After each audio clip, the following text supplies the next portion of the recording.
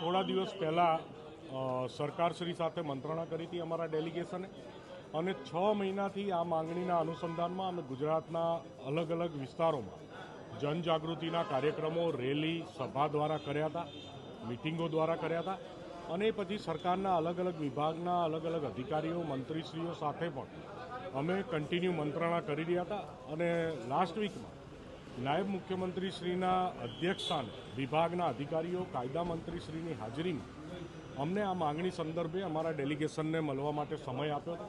અમે સરકારને રજૂઆત કરી હતી અને નાયબ મુખ્યમંત્રીશ્રીએ ખાતરી આપી હતી કે ટૂંક સમયમાં જે ભાગેડુ લગ્ન પ્રથામાં તમે લોકોએ જે 7 સુધારા સૂચવ્યા એ સુધારાના અનુસંધાનમાં કાયદો બનાવવામાં આવશે.